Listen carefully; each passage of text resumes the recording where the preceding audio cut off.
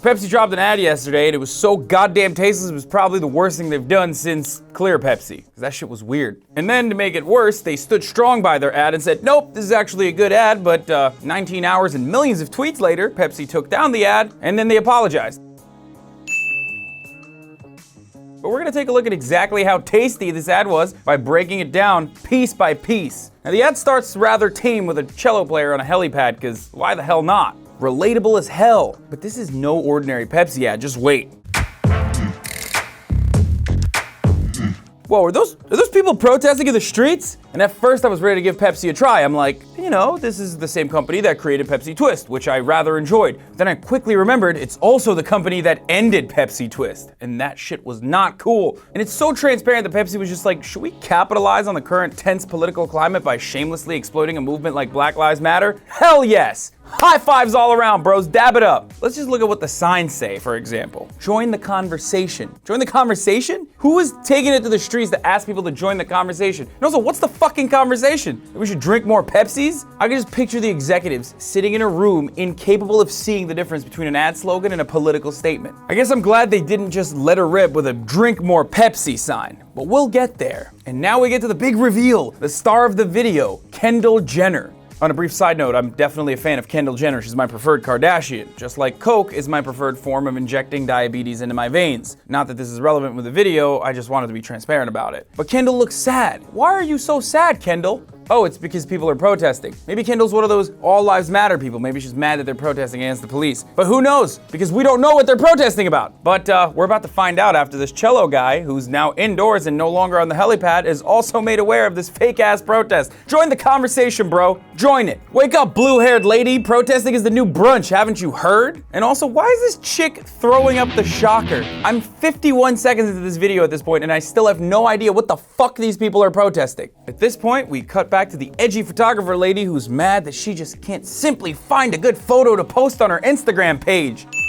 This is literally how I feel whenever I'm about to post a photo on my Instagram. God, none of those photos look good. And then I can't think of an appropriate caption. Also, follow me on Instagram if you haven't already. But back to edgy hijab lady. She's like, oh wait, there's a protest. Let's go down there. I'll find the dopest photo. Spoiler alert. She will find that dope-ass photo. But then the ad goes to a very weird place when they just start showing people dancing and playing music on the streets, and it's no longer a protest, I guess. I guess people are just at Mardi Gras now. I don't know what the fuck's going on. But spoiler alert, Kendall is about to end discrimination very soon. But before she does that, she has a photo shoot to finish. Reluctantly.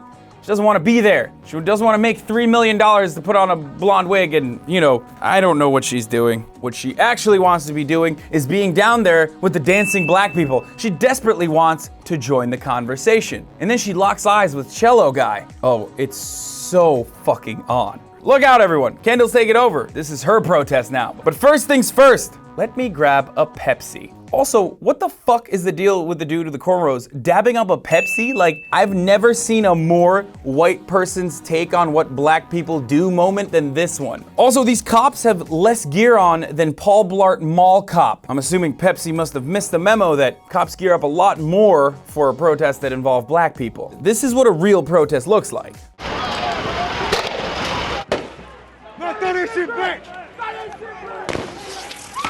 Where are your Pepsis? Never go out to a protest without a Pepsi around. But let's get back to it, because Kendall is about to end discrimination. Oh my God, she did it. She gave that cop who's suspiciously only armed with a radio the Pepsi. How bold. And then the photographer lady captures the moment. It's perfect. It's just like that photo of the 28-year-old nurse Aisha Evans being detained in Baton Rouge, except it's not like that at all. Racism is solved. Police discrimination is solved. Donald Trump is stepping down. We're releasing thousands of incarcerated people and apologizing for locking them up for minor possession. We will give the people free college and free socialized medicine. It's a cause for celebration, or at least that's how they're celebrating in this glorious moment in time. Even the guy with the cornrows is like hugging the photographer like, you got that photo right, we're all gonna be fine. And this is my favorite part in the video, when the one cop turns to the other and you can tell they're having a moment like, yeah, I had this Pepsi, but we're still gonna pepper spray some of these black folk, right? I guess what I'm saying is, it's too bad Michael Brown didn't think to bring an extra Pepsi with him, or he'd be alive today. Or if Eric Gardner had been selling loose Pepsis instead of cigarettes and handed one of those to the cops. Maybe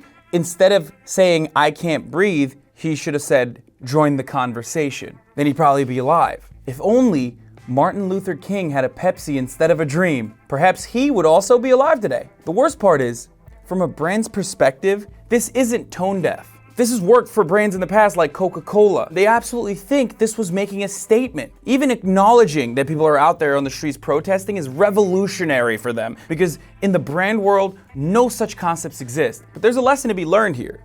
If you keep using minority groups simply as seasoning in your videos and you don't actually put them in your boardrooms, this will be the $1 million product you'll have to pull from the market. The final note I have for Pepsi is this. April is Sexual Assault Awareness and Prevention Month, according to Donald Trump. So you have plenty of opportunities to maybe end sexism or sexual harassment in the workplace by simply offering Bill O'Reilly or Donald Trump a Pepsi, right? I'm Hassan Piker. Don't forget to follow me on Instagram at Hassan D. Piker and on Twitter at Hassan the Hun. And this has been The Breakdown.